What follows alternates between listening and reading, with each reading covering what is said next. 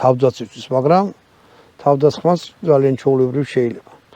აი ესე გამოიყურება თვითონ, შეხედეთ. ნელა დავატრიალებ. კიდევ ერთხელ ვთქვი, ეს შემოიტანეს თბილისში, გაიყიდა, აღარ არის. გამოყენებული უკვე ნახმარი არაღები იყო, მაგრამ ვინც მოასწრო ყიდვა, მოასწრო. თუ ამას კიდე იყიდით, ან ისევ ისინი შემოიტანენ, ან ოღონდ არ მომწერთ, არ ვიცი ვის რა შემოაქვს, იმიტომ რომ ჩვენთან აბსოლუტურად არც ერთი არაღის მაღაზია არა თანამშრომლობს. არ ვიცი, შეიძლება ჩემი თვალები არ მოწონთან რაღაცა, მაგრამ ან გამოთქმის მალე რა. ყველა ვარიანტში რა.